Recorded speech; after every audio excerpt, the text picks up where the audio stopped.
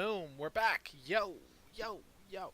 It We are is. who? We are who? We are here. We are here. We are the Roll for Mischief crew, your favorite nerds, and we're going to be continuing this session in this whole episode titled "Shifting Tides." And yeah, let's get down on it, Winds of War style, Let's do guys. it. Yeah, we are here. We are having a hoot. A hoot, hoo. Annie. All right. So when we last left off,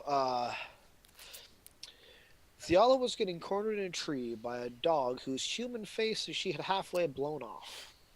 Sounds about right, And now we have John. John. He is.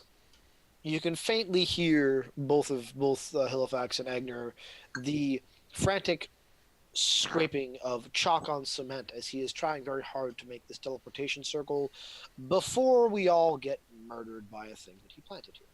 Yeah. Suddenly, he stops, and you hear his voice behind you. Clara, Clara, what are you doing down here? And he stands up and starts to walk towards the tunnel. Oh dear. Is it that bad? No, of course. You come to me, I will take care of this for you. John, I don't mean to offend, but has Clara had her tentacles done recently? What? What are you talking about? Clara I, doesn't have tentacles. I don't see Clara, but I do see a rather tentacled and spiny, mawed creature. Something that just tried to eat Eigner. It is What? right here. No, but I hear Clara down the tunnel. She's clearly here as well, and if she's back there with a tentacle creature, clearly there's something wrong. We have to save her.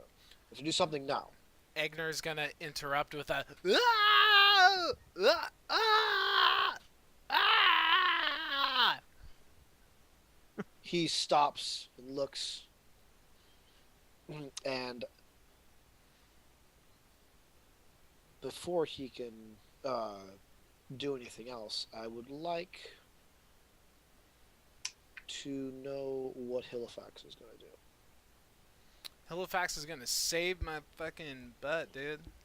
That's what he's gonna And do. actually, to give you some more to work with, he kind of shakes his head and he says, "Yes, of course. The creature has made its way down here, and Clara is.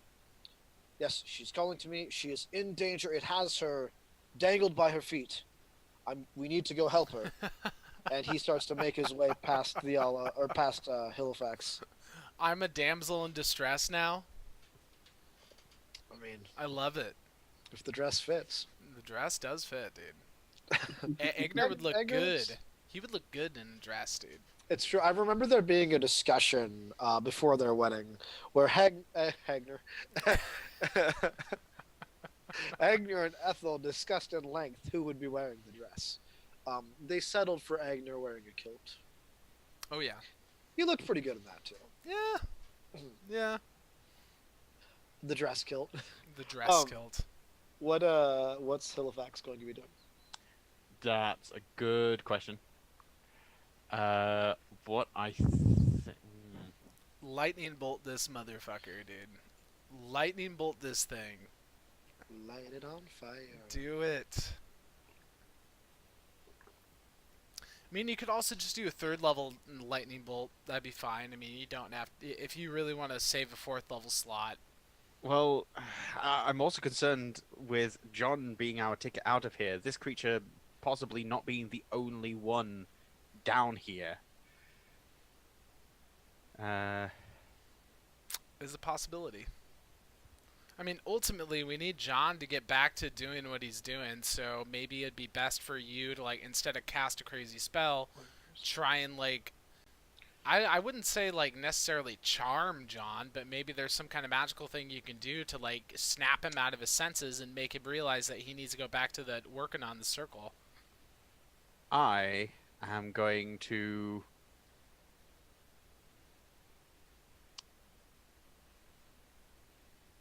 Yeah, I'm gonna take out a feather and just sort of wave it underneath John's armpit as I cast Tasha's Hideous Laughter. Okay. What is the DC? 16 Wisdom Alright. saving throw. Okay. Well, this is certainly And, dramatic. and if he fails, he just goes into laughing fits, right? Like Yes, he unconscious. falls prone and is incapacitated, unable to stand up for the minute while I concentrate. Okay. Yeah. John just starts with, "What do you do?" And he just drops to the ground laughing. This is getting silly. It is getting a little silly. As John is clutching his side with laughter, Awesome. clearly having forgotten that Clara was in danger. Yep, and I'm gonna say to him, I'm terribly sorry, John. In a few moments, I'll release you from the grips of my enchantment, but you needed to not venture any further. And I'll look back up and see Eigner. I'll be right with you. Pulling his best Luke Skywalker impersonation. It's okay. I got it. You didn't drop your lightsaber, you're okay. Mm-hmm. Alright, so, Eigner, it's your turn. It is. So You're... I will adjust the grip on my sword hilt and make sure I got a nice solid one on that. And actually, you know what I'm gonna do? I'm gonna drop my shield freely. I'm gonna drop my shield, and I'm gonna take both hands on the sword hilt, and I will just try and take all my strength and try and get this nice big whack on the tentacle that is got me hostage, essentially. Okay. So, is that gonna be just like a regular attack roll? You're not gonna give me disadvantage on it? Yes, it's gonna be a regular attack roll, Regular no attack roll? disadvantage, because So- you can feel where this thing is connected to you. For sure. You can make an attack roll. For sure. I am going to be using another superiority die to make it a precise attack. So I'll add Okay. the superiority die to the attack roll. Right. That is what is going on. And let me just make sure I got the right thing here. Oh, yeah. Alright, so that is going to be 24 to AC. That hits, yeah. Okay, so now since that weapon's a versatile weapon, that will increase the damage a bit here. Oh, a minimum damage roll. That's going to be 5 damage. Ouch. I know, dude. Even with your superiority dice? No, that was the precise attack. It adds to the Oh, attack roll, yeah. not the damage roll. Oh, I got you. All right, cool. Yeah, so yeah, you Oh, wait. But I can make another attack, but describe that. yeah, you rear back and just it's hard for you to get a good like full body swing upside down because you're engaging everything. You've got this armor weighing you down, and you kind of just you feel the sword connect. It bites a little bit, but you were kind of hoping to go for a one clean sever, and you think you mainly got a bit of a nick. Mm-hmm. Yeah, so go Okay. ahead and roll your second I'll attack. go for my second attack. It's just a fucking straight up miss, dude. I got a 10 total. Oh yeah. It was This is rough, my dude. yeah, you attempt to put a little more strength into what you're holding, Uh-huh. and then you just your body is like, yeah, no, too much weight, and you just drop back and kind of go back to hanging upside down again. Okay, hold on. Alright, so as a last ditch effort, what I'm going to do is I'm going to spend my action surge, and then instead of just attacking, I'm going to go for a straight up, like, just a brute strength kind of approach where I get, like, maybe a hand, or I don't know, maybe even use my sword not in a slashing way, but more of like a get it jammed in where the tentacle is and just try and pry the tentacle off. So I'm gonna try and do like a athletics check against Mhm. whatever would be appropriate. Either it's athletics or it's whatever acrobatics. Okay. Yeah, whichever's more appropriate. I'm just gonna do a contest to try and break out of this thing. Sounds By, good. I've got my roll. by the way, a quick reminder, Kyle, you Yeah. can use your a lot of your skills. You can use your superiority die even after your roll. For sure. So your AP, you could have used your superiority die. Yeah, for sure. I mean, it was just low enough to where I didn't think it was gonna Okay. really make, I just wanted make a to difference. Help up my fellow player. For sure, thank you. God, I'm rolling like shit, dude. That's gonna be a 12. Okay, actually, that is its roll too. So yeah, you're able to like, you try to get your sword in, and you're just like jamming and pushing, and you just can't get a good hold, and you feel the pressure on your ankle even tighter. So you finally get your fingers in there and just wrench, and you are able to break the grapple, but in doing so, you take 4 points of piercing damage, just from having the rigid Okay. teeth-like things scraping your hand. Sure, sure. So it's gonna let go of me, and It's gonna let go of you. I'll just kind of Yep. fall in a crumple on the floor, and then I'll just use like my movement or whatever just to get to my feet. And I obviously won't be feeling all that good, but at least I'm standing. Okay. And yeah, still without my shield, so that will bring down my AC just a little bit. Excuse me. I gotcha. Word. I was just sending out a secret message. Give me just a second. Yeah, no Super worries. secret. Nobody knows. All right. Yeah. So your turn is up, and we're back up to Theala. And I sent you a message there, Josh. Yeah, I'm just I just need to know if it's a yes or a no. I will come up with the how. okay. Here's the thing. How rough does that dog look? I mean, it took a shot to the face, but that's the only damage it's taken so far. And it seems to be climbing up the tree fairly proficiently. You are also pretty close to the village.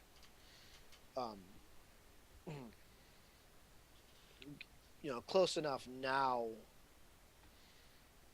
that if it's preoccupied and not coming at you full length, you could either make a break for it. You could try calling for help. Like, I would imagine gunshot would have drawn some kind of attention. So I have.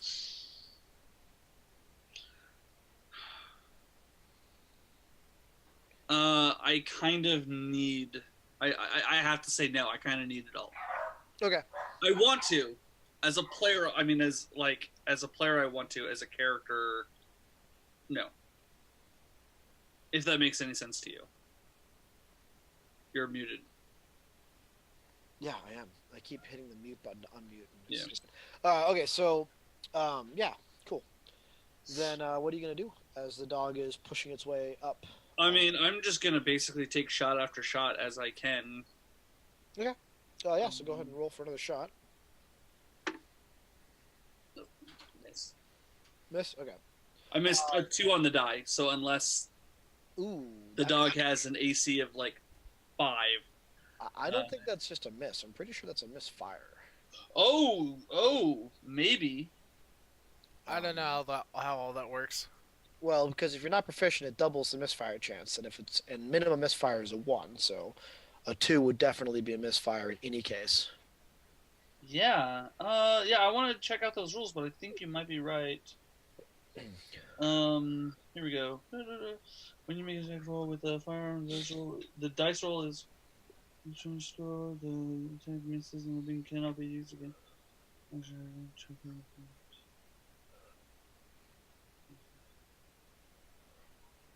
It doesn't say anything about proficiency. What we really need to look at is the firearm and just... The firearm is... Oh, no, firearm is misfire, too. Yeah, so there we go. And do you have the misfire table available to you? It's a DC 8 plus misfire score.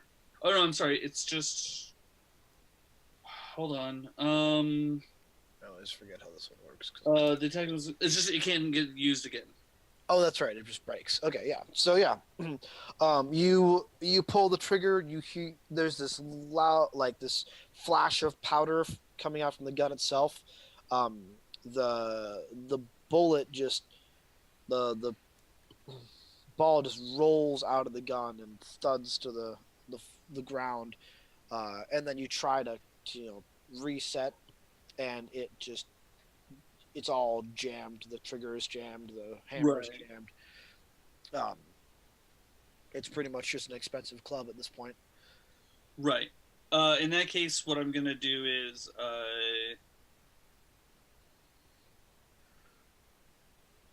I guess in that case, what I'm gonna do is I'm going to bolt. Okay.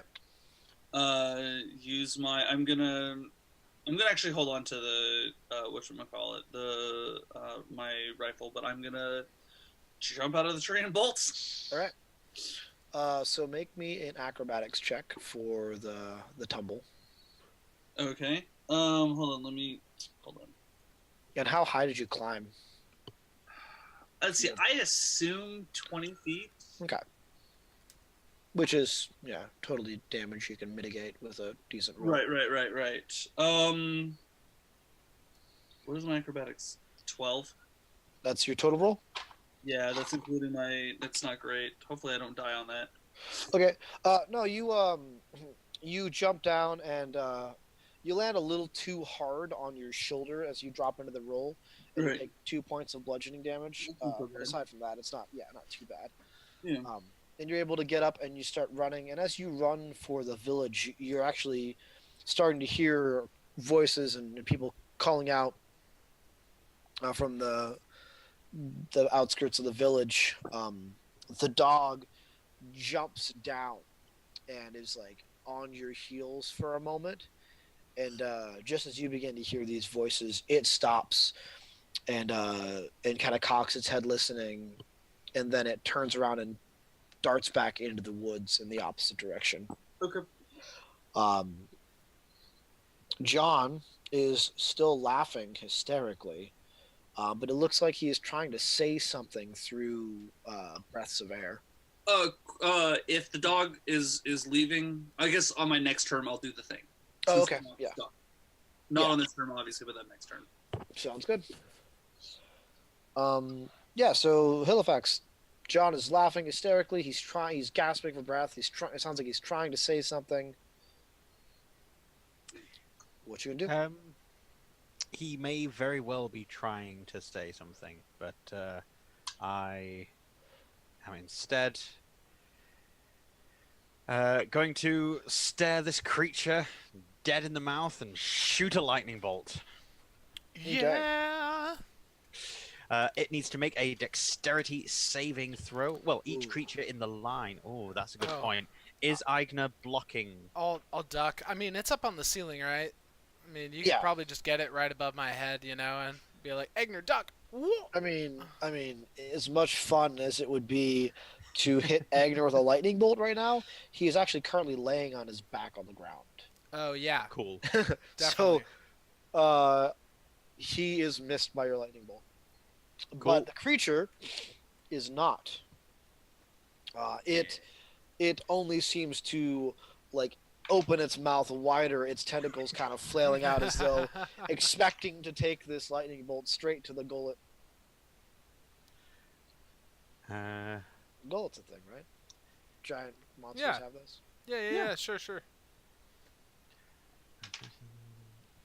That's 18. Add 2 is 20. 4 more to go. Add 6 is 26. Add 1 is 27. Add 3 is 30. And add 5 is 35. 35 lightning damage. That's not terrible, but not fantastic. Alright. That's pretty good. Yeah. 35.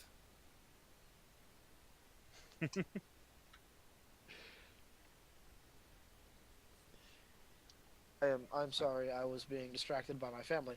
Tell me again. That is 35 lightning damage. 35 lightning damage. Cool. I'll be tapping the staff on the ground, sort of shunting it further along in my hand, and like holding it like a lightning rod. Yeah.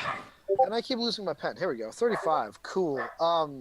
So as soon as your lightning bolt it goes right into the thing's mouth, and its mouth closes, big like teeth on the outside, kind of clenched together. And the tentacles sort of recede in, the leaf petals closing in on themselves too. And it just seems like the whole thing is sort of sucking in and shriveling in. And then with this popping, tearing sound, the whole thing just vanishes.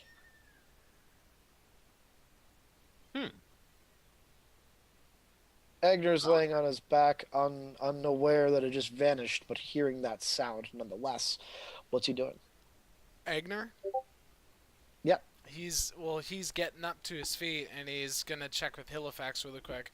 What the hell's is going on? It seemed to disappear. Be on your guard, though. Could Okay. Still be about. Fall back, right now.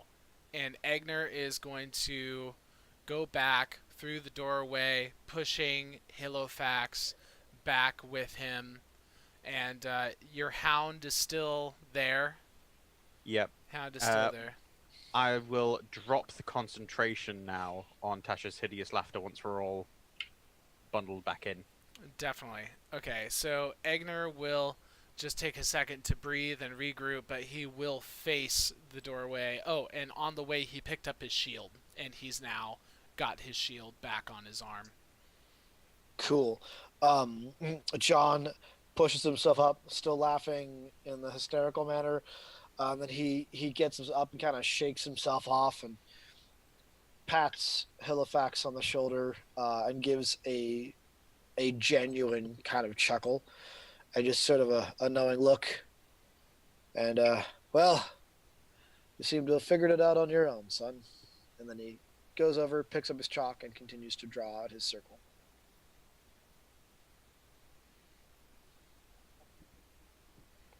All right. I'm happy with the outcome. As far as I was gonna say, as far as an actual action on his turn, Eigner is just gonna do the dodge action. Oh, okay. Yeah. Cool.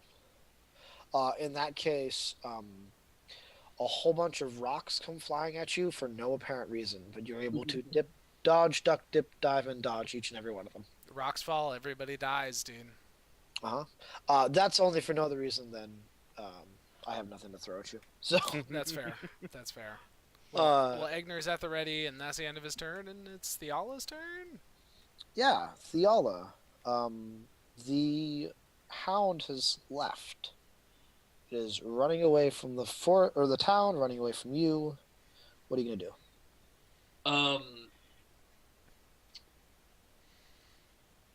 So I'm going to essentially.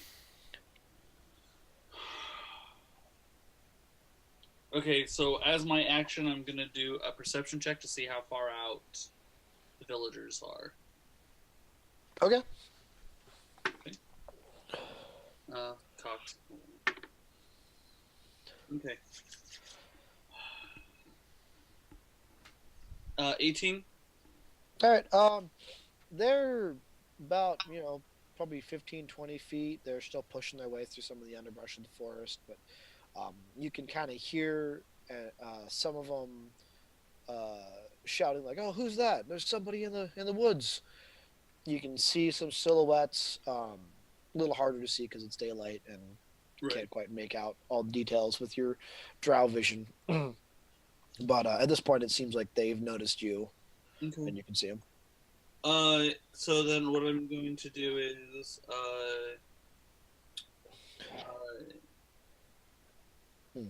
as I am collapsing, I'm going to kind of whisper, Halifax, even if I don't make it, I hope you do, and provide him with a bardic inspiration. Yeah, Halifax, You hear Theala's voice. And it seems to be coming from all around you. And it says, if I don't make it, hopefully you do. And what are you going to do? Inspiration.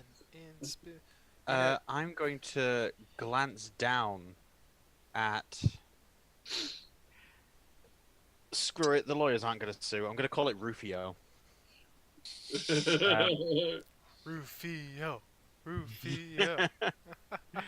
So I'm going to look down at Rufio, the faithful hound, because he's invisible to all except me.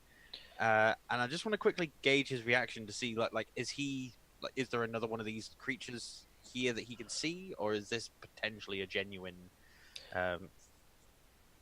Do you legitimately get to see this thing? Yeah. Is it like, cool. So, unless you have do you have a specific way you want it to look? Do you want to describe that?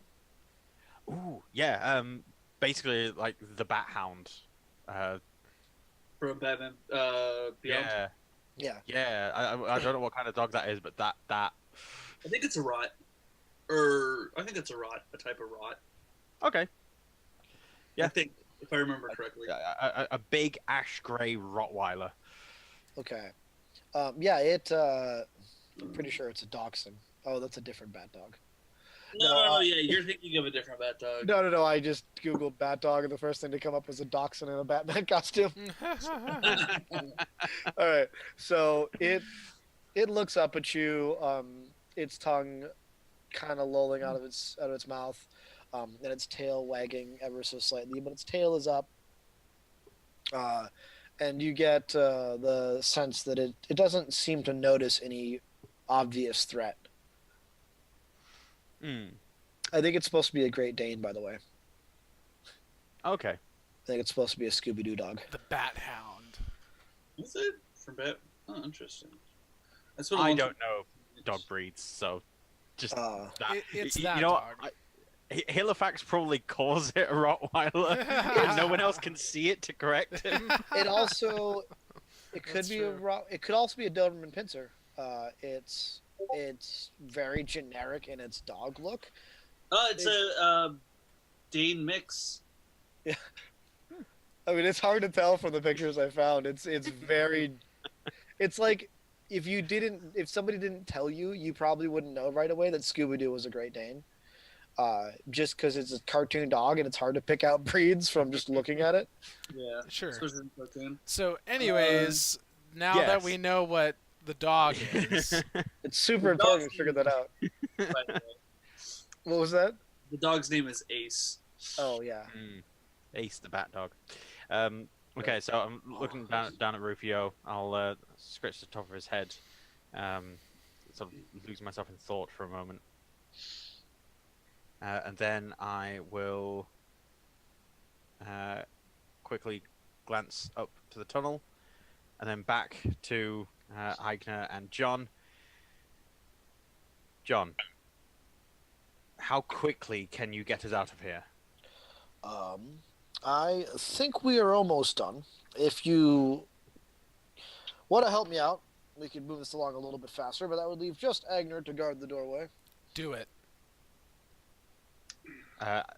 Done. So, Rufio, sit. Can't move anyway. He Yeah, I'll looks go and at help. you and wags his tail, and now he sits. He just can't move from his spot. Hmm. Go ahead and roll me an Arcana check. Oh, that's what I should have called him, Spot. That would have been spot on. Spot You on. can name him whatever you want. 18. Okay, Arcana. I rolled a 17 without a modifier. So, together, you and John make short work of what's left of the teleportation spell. Also, just by kind of picking up on these different things, do you have the keened mind feat, or was that Josh who took that? No, I did not take the keen mind. Okay. I No, I- don't no, have I- anything. Oh, Yeah. okay. All right. I thought somebody had taken keen mind with one. No, I'm going to take observant at some point, Okay. but no, I took a ability score increase and then whatchamacallit, All right. fire adept. Well, in that case, I will tell you what you missed out on later. You guys make short work of the spell, and a moment later, the teleportation circle is ready. Eigner, make me a perception check.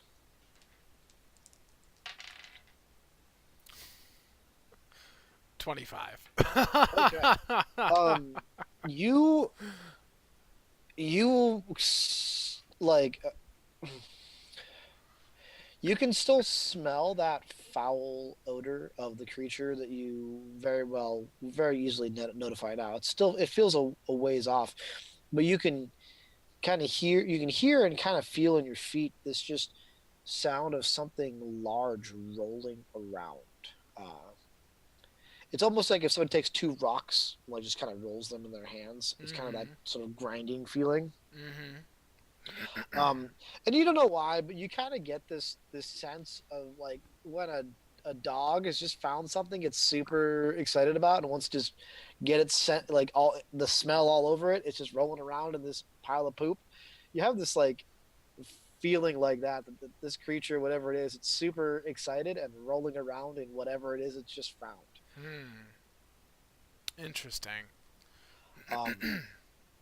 And then John informs you that the teleportation circle is ready.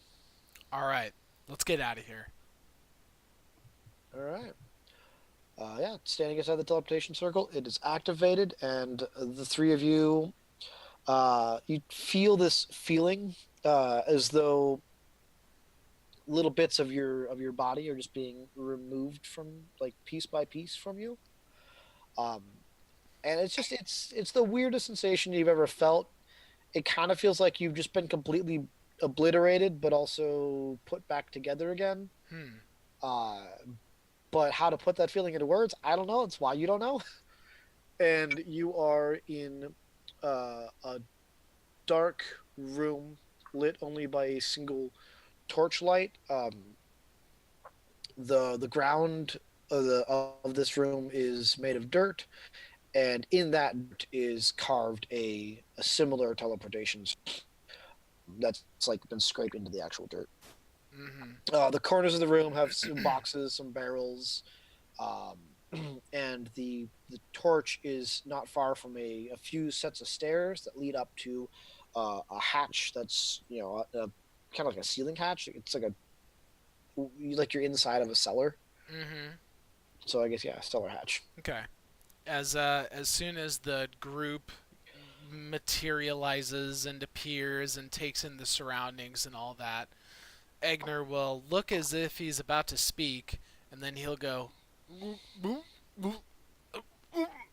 and he'll turn over in this direction in the corner and just start heaving and just start puking. Oh, wow. Yeah. That'll happen sometimes. I should be warning you.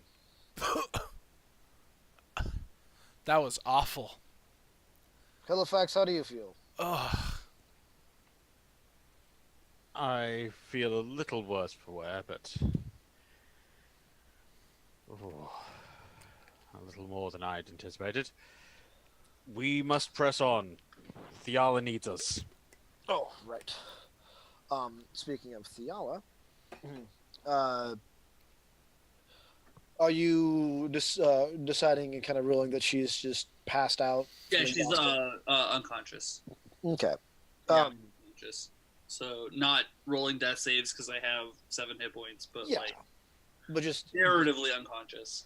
Personally choosing unconsciousness is the state all she's been through. Right. Yeah. You come to, and you're laying in a reasonably comfortable bed. Okay. It's fairly familiar. Looking around, you recognize the room as the one that you've spent the last night, 2 nights sleeping in. I don't remember how long you've been in this town. I think it's just the one. Clara is there. She's sitting in the corner of the room reading. next to your bed is a basin of water with a rag in it, and you're feeling sweaty and a little bit damp, but you can see that your burn wounds have been patched and have like they don't feel inflamed, like someone's applied a salve to them and put a patch over them. Any cuts and scrapes have been mended too. um, Clara doesn't seem to have noticed that you've woken yet. She's heavy into reading. Or can she read? No, she can't read Elven. She can read. Yeah. Okay. I totally sit there don't move and just kind of observe her for a while. Yeah. The book she's reading is a book that is entitled Cautionary Tales of How to Forget. And it seems to be a collection of children's stories. Okay. Occasionally, she glances at the door over the cover of the book, and the first time that she glances your way, if your eyes are open, she notices. Have you ever done the thing where your eyes are Partially open, and you're pretending to be sleeping? it's not even partial. It's to you, you can see through the slits, but to everybody else, it looks like they're still closed. Yeah. That's what I'm doing. Okay, so yeah, you doing that, you notice she occasionally puts a glance your way, and she kind of has a sweet smile when she looks at you, and then she looks at the doorway, and her face gets a little bit rigid, and then she kind of goes back to reading, and she gets just gets lost in the book. If you wait even longer, occasionally she'll get up and she'll wring out the rag and dab your forehead. Okay. I'll wait until the third time she dabs my forehead to wake up. And she just smiles and says, "How are you feeling?" Better than better than before, whenever that was. Good. The local doctors and priests have been to see you and tended to your wounds. Your friends came looking for you, and I'm going to make a narrative decision here, so bear with me, Eigner and Halifax. And I believe they have or are having heated discussions with the constable.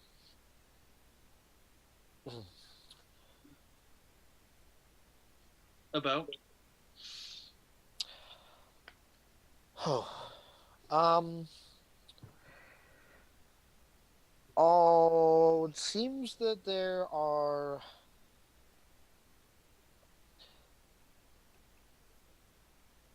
people who believe that he might have been the one to light John's tavern on fire. Okay. Wait, was I aware? I forget. I don't think I was aware of that. I think that was before I left. Before. Well, we kind of went through this whole kind of retrospective fixing of well, Fiala's got her own mission and somehow she just didn't even notice or care or anything or whatever about the fire. I recall leaving super early, and so it would have been at most I would have seen a fire, but I wouldn't have been aware of. Yeah, I think we pulled some retrospective stuff to where Fiala didn't know about the fire. Right. So that doesn't really concern her. Yeah. How long have I been out? Maybe an hour, off and on. 2 at most. Your doctors work fast. Your wounds were overall pretty minor, just a few burns that needed some salves and patching, and then a couple of scrapes. Okay. It's not like your fingers got blown off or anything like that. I get up and or I start to try to get out of bed. I'm not sure if you know what? I'm going to, for the sake of narrative, I'm going to consider that a short rest. Yeah, I'm good at that. So I'm gonna. That includes obviously. I'm gonna burn some hit die on that one for the sake. Yeah. Of narrative. Yeah, pushing yourself up, your body is super sore and everything just aches. Pretty good indication that you're not fully healed. Yeah. Okay, hold on. Let me roll them dice. All right. And Halifax and Eigner, when you guys appeared back in the village, you were in a cellar just underneath the inn.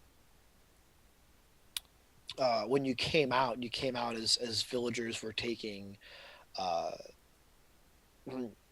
Theala up to her room.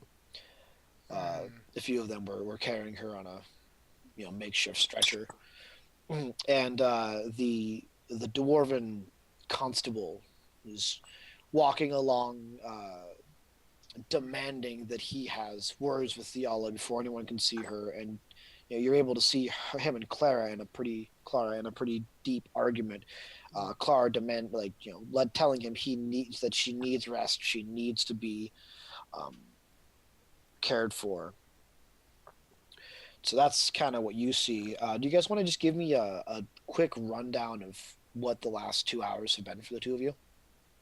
Well, I like the direction you went into as far as like roughing up the constable, like just kind of like talking to him in this very just pointed way, and like really not taking any shit from him, and yeah, I mean like that seems like something where it could take a long time, like if we have a way of just like staying in this engaged conversation with the constable. Yeah, or I don't know. Like I'm cool with that direction. I'm not sure if Eigner would be doing much of anything else other than trying to rest. I mean, he could also have a short rest in there. Halifax will have summoned Tobias and instructed him to go and find Theala and report back. And so Halifax will be there with Eigner, sort of helping lead him around if he needs to, and sort of helping to get more information out of the constable. But the entire time, he will be leaning on his staff, constantly like trying to ping Tobias for him to come back within that 100 feet with news saying like, "Oh, Theala's fine," or "I found her dead body." Well, he just said that we saw Theala. But is that not at the end of this 2 hours? No. It's like as soon as you it. guys are coming up to. Oh, Yeah. right. So we see her just as we're going. Oh, in that case, A drow being taken, having her ass kicked, and being taken to the inn is a notable event. Yeah, I mean there are townsfolk like just some just coming out of nowhere just to watch as people are bringing this along.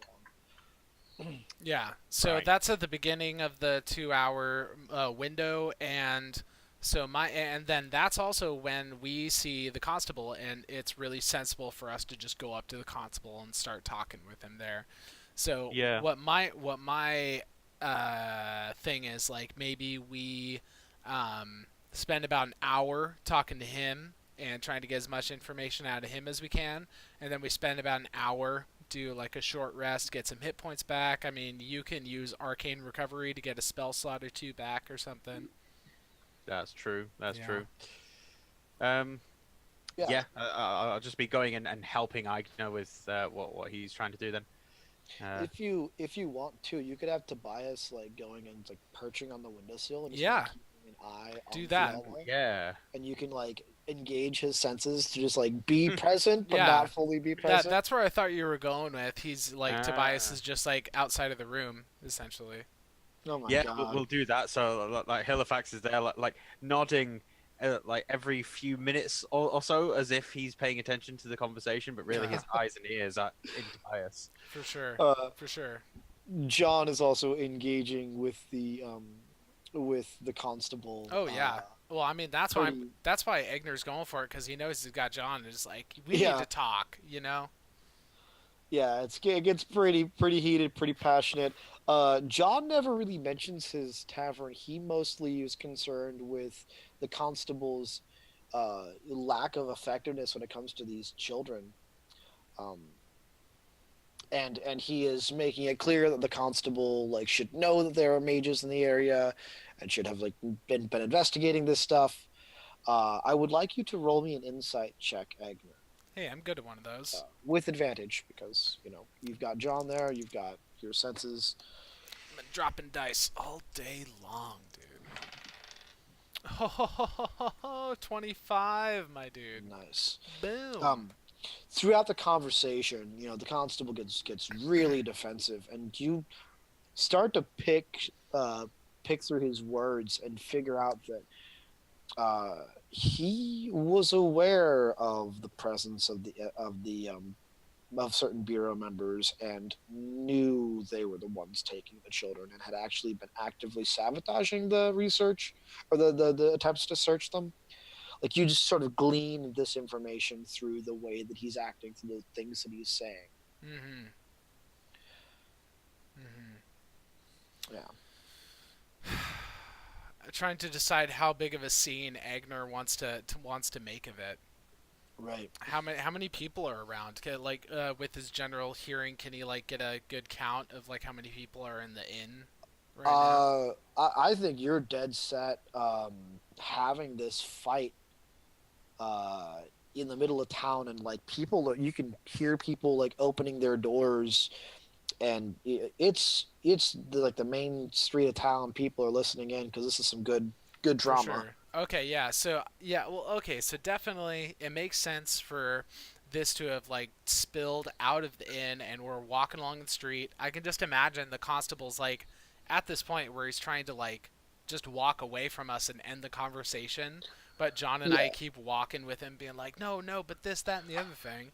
Yeah, he keeps making suggestions about how they can continue this like in his office, and like he For keeps sure. trying to contain it. For sure. So to make a really dramatic point of it, Egner will, he knows where this dude's face is because of his stinky, just ale breath that is just pouring forth and whatnot. So Mhm. he'll aim for this part that's where right under where the stinky breath's coming out of. He'll just grab his like front of like his armor or shirt or whatever. Dude, he's a dwarf. You're gonna grab that beard. Yeah, you're gonna grab that beard. Actually, why not? Why why not? So Egner will shoot his hand forward and he'll grab that beard and he'll like practically scream in this dude's face like, I can smell bullshit from a mile away. Do not lie to me anymore. You're working with them. You knew about them. And he's going to really kind of put on some kind of. He's really going to try and put, like, just put a lot of energy and make this, like, grand performance out of it. Like, this kind of, like, public, just shaming of this dude. He's trying to get everyone whipped up in this fury about this right now. Yeah, you can you feel that tug from his beard as he tries to stand himself up a little bit taller, make himself look a little more impressive, and he he starts with a bit of a, as though he's gonna start denying it, and then you feel the splatter of you're not sure what, but as something hits the side of his face and just breaks into pieces, you're scattered with some of that. Um, Halifax, you come to the conversation enough to see that someone has just thrown a cabbage into the face of the constable, um, and the people around seem to have, they have just stern, angry faces. Some of them have armed themselves with vegetables, some with just clubs from their house, and a few of the loggers who've come into town after people ran out and told them this is going on. A few of them are hoisting their axes, Mm-hmm. and it seems like the village is aware of what's going on, and they seem to be on Agner's side. Oh yeah. Can I try a little trip attack really quick? Sure. Okay, cool. So I will roll just the unarmed version of that. That'll be 23 to AC. Yeah, that definitely hits.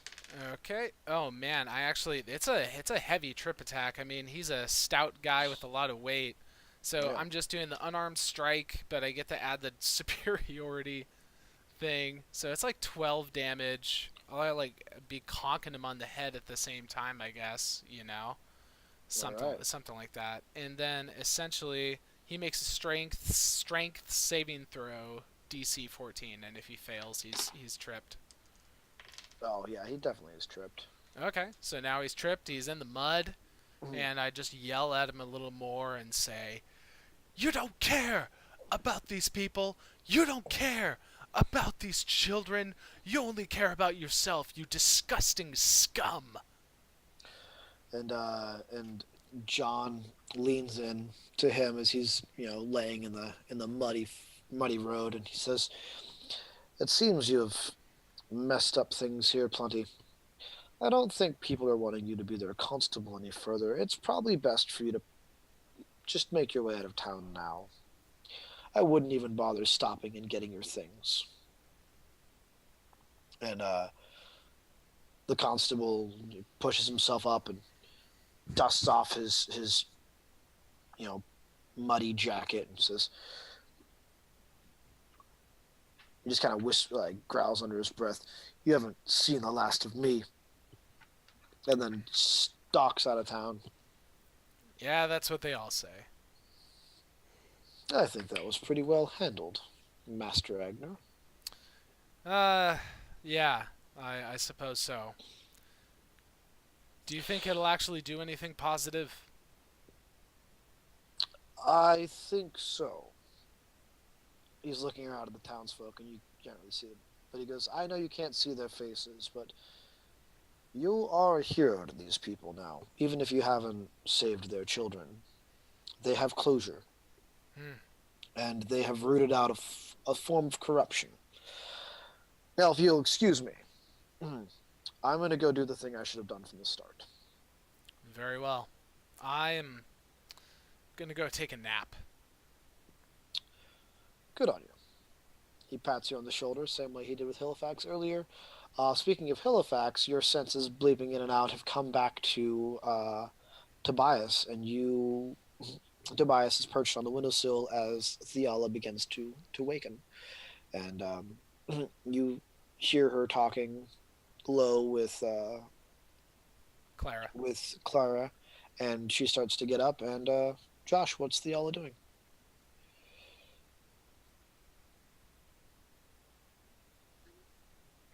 Josh. Yeah, Yep. Okay. yeah, I know. I was thinking anyway. Oh, Um, I was looking at the Twitch stream and I didn't see you respond. It didn't occur to me that Delayed yeah, I'm reaction. looking at the wrong thing. that's the delay. Yeah. Um, I think basically I'm gonna like kind of limp down. I mean I'm hold on. I'm at like half-ish health, but a little under half health now. But just narratively, I'm kind of basically like kind of like limping along and just kind of going out and seeing what's going on. Kind of what's getting an assessment of of what's going on around town after like with whatever I mean, I just legitimately don't know what's going on. I was gone all day. Mm-hmm. So just kind of like get a good sense of the town. Okay. Yeah, you heading out. I'm just kind of looking in the streets. There's people gathered in front of buildings and houses and just in deep discussion. Everyone seems to be really excited. There's some drama that's just spreading through the streets.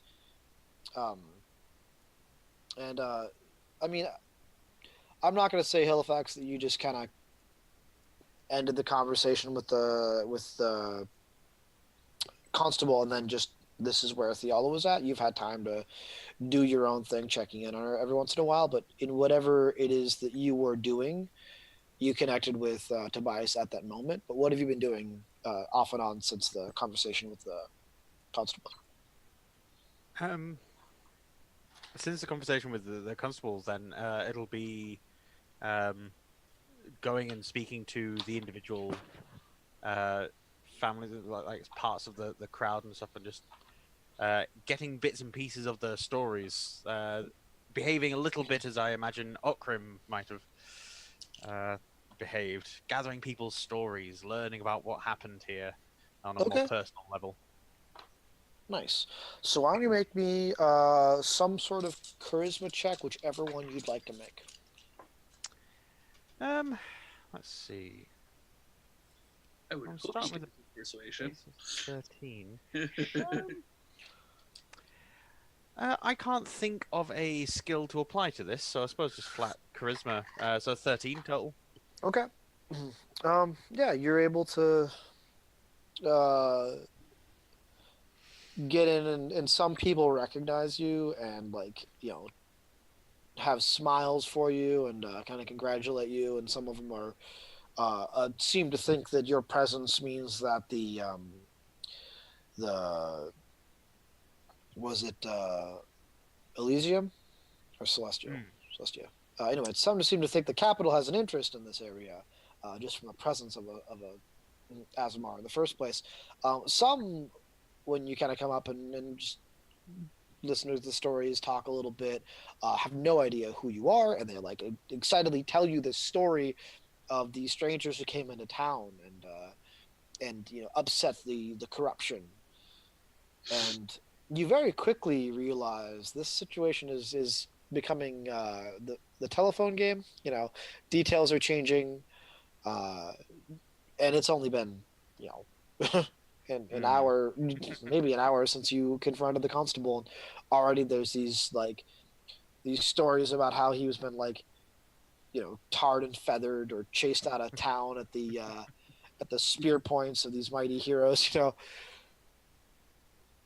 Um, but you're fairly close to the end when Theala comes out to just see what's happening, and you get a glimpse of her coming out the door as you're standing in this crowd of people talking. Um, seeing that she's all right, I will excuse myself from the people that I'm currently speaking to and wander over to her. Theala, I trust you're doing well. I guess as well as could be expected, all things considered. Hmm. Yes. It has been quite an experience.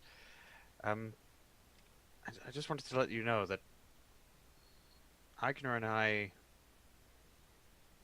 we were in a rather strange place with John. There was a great deal going on. Our senses were simply assaulted with a cacophony of sights and sounds, smells. Sounds in particular. I could swear I heard you several times. The last time, sharing some of your, I suppose one might call it luck, with me. And be it a mere hallucination, something my mind conjured, or something you genuinely gave in an hour of your own need,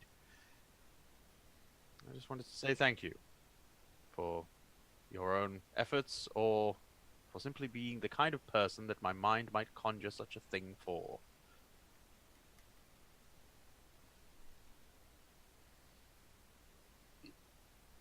Um, that's a lot of information. Um, Processing. I guess you're welcome. I'm not. I feel like there are gaps that maybe one day need to be filled, but now is not that time. I think I'm gonna go in and get something to eat. Hmm. A wise suggestion. Um, I may join you in a moment. I'm just trying to debrief the crowd, so to speak. A lot's been going on. Eigner and I will be able to fill you in over dinner. Okay, that sounds like a plan. Sweet. and then I'll wander away. And I will go inside to eat. I don't care what time of day it is. It's doesn't matter. All right. Um. So that is actually pretty much the end of what we have prepared for this episode. Okay.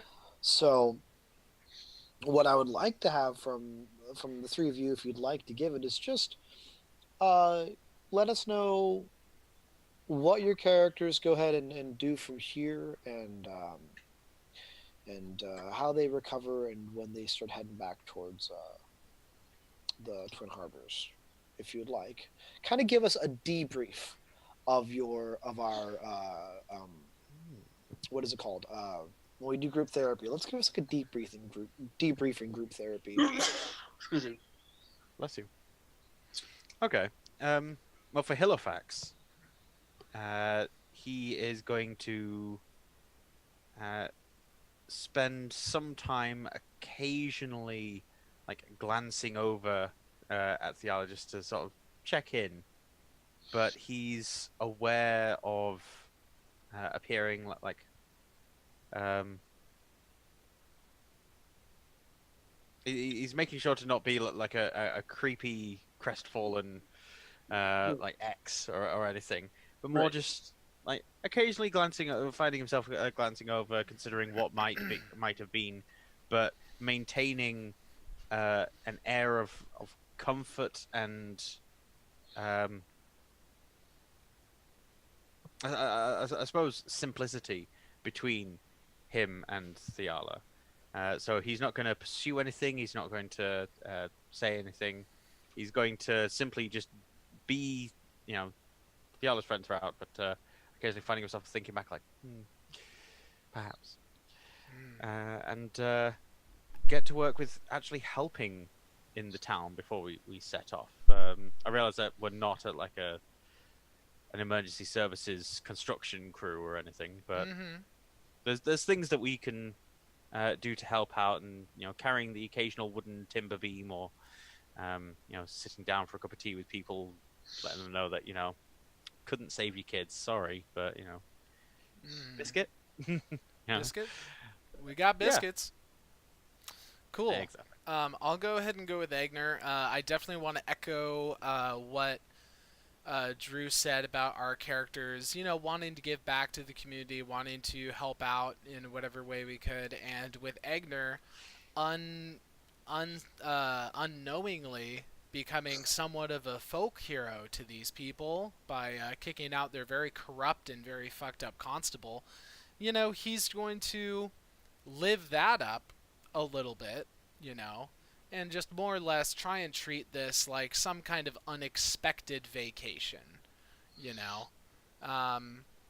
yeah, just getting some relaxing in. He's probably gonna drink a little more than is necessary to try and numb some of these weird feelings and everything that's been going on. And then there is something else that he is doing that no one else really knows that he is doing. So he's developing this little ritual where in the dead of the night, in the wee hours of the morning, he'll wake up and he'll walk downstairs very quietly in bare feet and go all the way down to the cellar in the inn, and he'll find the darkest corner of the cellar, and as if he knew exactly where it was, he'll pick up from its web a large black gnarly spider, and then he'll sit down on the ground in this crossed leg position, holding the spider in his palm and whispering and speaking and communing with the spider. Fuck you doing, Eigner? Oh, full on, dude. Full on. Okay, I have one quick question. I want to make sure that I didn't miss you saying it. Is John sticking around? That's a good question. The last two guys knew, and Theala didn't know this until she's talked to Eigner and Right. Halifax. He said he was going to go do what he should have done a long time ago. Oh and yeah, he was yeah. going to go deal with the threat. Um, so to answer that question, uh, if you want, and I do have a little more of this ready to let you guys know, we can do the John resolution right now. Um, if you need that information to make the decision for what. Yeah, I need to. Okay, long story. Like we can do a little John resolution, but my question is, does he come back? He, after dealing with the mages, he does come back. He comes back and he meets up with the three of you to give you just the idea of what happened. And essentially, he came back and he returned with four of the children, the four children that you saw, Right. blindfolded and leading out of the place. He lets you know the threat has been eliminated, and the children who he could return were returned, and those he couldn't were dealt with in the best way possible. And he lets you know that he's going back to the bureau. Okay. So in that case, okay. So that's going to create some interesting dynamics for me. So the first thing that I'm going to do is I'm going to almost entirely disrupt everybody's lives, and feeling responsible for the lives and, more importantly, the deaths of the children. Theala, not leaving the party, stays behind to be the constable of the town. Whenever you guys need, she's gonna have deputies. So if like you guys come up and you need her help. Oh, interesting. Cool. That's pretty cool. She I'll she'll very easily leave, but that, especially like having to shoot that kid dog in the face, has created a thing where she feels responsible for that, and she feels like she owes the town. Cool. And then she's also to add to that, with that declaration, John will very humbly have you deputize him. Okay. And Clara will also have you deputize him. John explains that he can be there when need be, when he can vote this time to the town. Clara, right, however, will be your chief deputy. Okay, I'm down. Deputize her. Okay. Yeah. I'm down with that.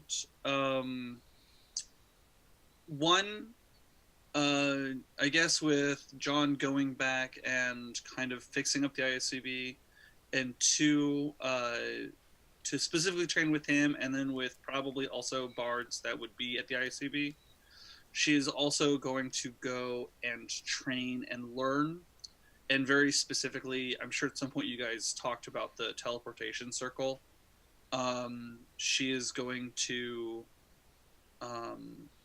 That's one of the things she's going to learn, is the ability to teleport and transport where is needed, especially because she is now going to be far away from Twin Harbor, but there's also a teleportation circle there, so it'll make it a little bit easier for her to get back easily and quickly. Okay. Oh yeah, that's we'll figure that out later, or that's fine, even if it wasn't before. So yeah, that's what she'll do. And then I don't know how long actually, you know what? I'm sure. Well, no, John had set up a teleportation circle there, right? Yes, there is a teleportation circle in the basement of Clara's Inn. Okay. Oh well, then that makes it a lot easier. So then, yeah. So she will use that, or she has now a path back and forth in between Twin Harbor and what was that again? Pragan.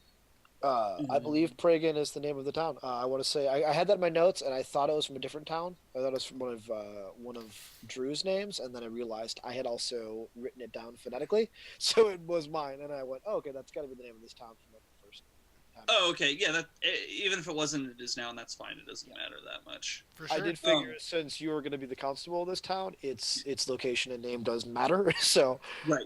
yeah. So she's gonna exactly. So yeah, now she has that. She does still maintain the ability to travel quickly between them. And like I said, she's not like she will leave and go on whatever mission is necessary. But she's now going from a soldier to a like. She's the former soldier who became the small town cop. Yeah, exactly. Yeah. So what they don't know is that she's like former special forces, who's now their like sheriff. They're humble little sheriff. And there are some citizens who are super cool with it, and there are some like Clara's grandmother who seem to think you are a bad influence on her family and will never fully accept you or respect you. And that's something that Theala is kind of always like, especially like the outside world, especially in the East. That's always something she has always known. She's always had to deal with. Exactly. So that's like racial prejudice abounds. Oh my god, guys, this is gonna be the perfect opportunity to do a like D&D Blazing Saddles crossover. Are you serious right now? Yeah. So yeah, I think that's what she does. So she stays in the town. I guess buy a house. I mean, she knows someone who can give her a loan. Also, property's cheap out there. Sure. Yeah, property should be pretty cheap out there. So yeah, I mean, yeah, that's what we'll do. I'm going to in this time in between. Design a house because it really is important. You would have likely investigated the constable's personal effects. Yes. And this is where you're going to get most of your money. You guys would have found all of us a sizable amount of money. You'll each get 2,000 gold. Woo! Oh, nice. It was pretty clear these members of the ISCB had been paying him off quite a bit for a long period of time. Gotcha. Speaking of them, some of the information that John gives you, the first being, so demonology in general is 100% forbidden by the ISCB. Right. And in talking with these few members that he was able to, talking with, right. Agent Dunham was the chief. He was the guy that tried to flame your face. Raish. And oh man. And so that surprised John because Dunham has always been an ISCB first sort of person. He's never fully accepted and got on board with whoever was in charge of the ISCB at any given time, but he never directly, acted against them. He just always did what the ISCB stood for first.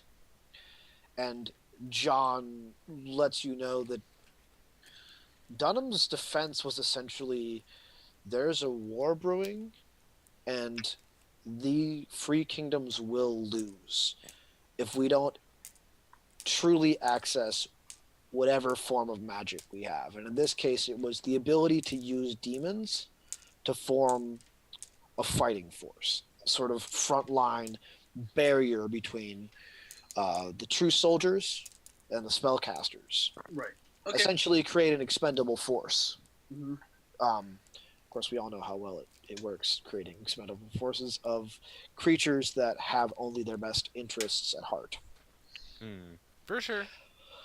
But yeah, it was for him for Dunham a very desperate measure, and he seemed to believe the only reason that action needed to be taken was because John left the ISCB. See, in the ISCB, he had a nickname.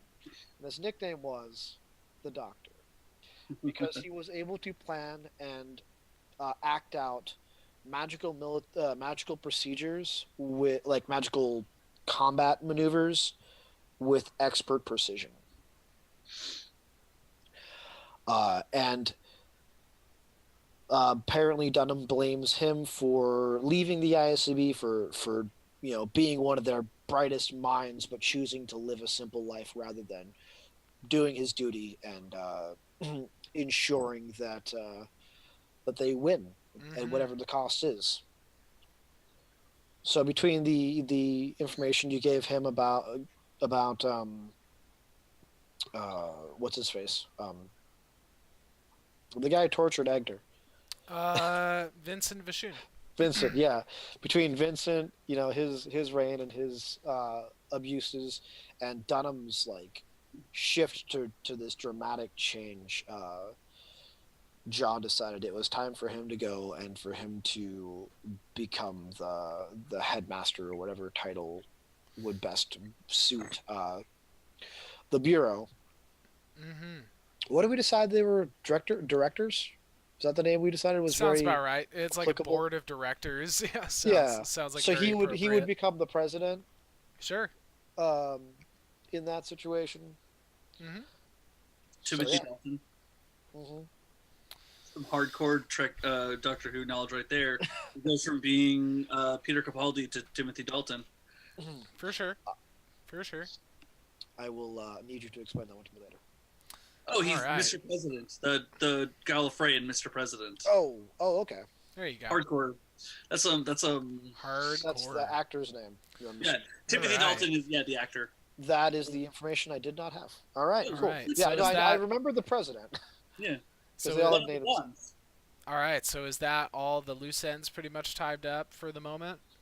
I believe so. Yeah. At least on camera. All right. Cool. You guys will. Well, Okay. you'll start your next session with whatever you guys need We'll to be be- at. Well, I think it's a question of whether or not we want to fast forward to when we're back in Twin Harbor, or whether or not Drew wants to pick up exactly where. Maybe that's something that we can hash out during the week. That's something Drew can 'cause- let us know next Yeah, session. Drew, let us know how Oh you crap! want Is to it me next time? Oh Yeah. yeah, because I'm after you, and And- that's how Cool. it goes in the rotation. Mm. Yeah. And I will No apologize. pressure. I gave you very poor lead up because with how many breaks and interruptions we've had, I actually wasn't sure how long this was all going to last. For sure. I That's only all good. just knew that, like, as of a few days ago, that I wanted this to be my last session for this Mm-hmm. this episode because I feel like it has been a dense one and it's taken a lot. I've taken a lot of episodes or a lot of sessions, so it's time to wrap it up. So Sure. Well, it was a lot of good shit, my dude. A lot Yeah, of good right. shit. Well, Just cool. a nice little. While linking into everything else, it was a nice contained episode as well. For sure. oh, awesome. For sure. Yeah, really appreciated that. Yeah, dude. All right, so thank you so much for joining us. We are the Roll for Mischief crew. This game is called Volohin, Winds of War. This was the final session of Episode 8, Shifting Tides. Stay tuned. Next week, we'll be trying to start up Episode 9, and we'll see what's going on with that. Mhm. Title pending. Yeah, title pending. Thank you That's all the so title? much. Wait, come on, not another Pending? John Sounds Good thing. Not another one of those. Sounds God. good. Sounds good. All right, thanks for watching. Catch you later. See you guys.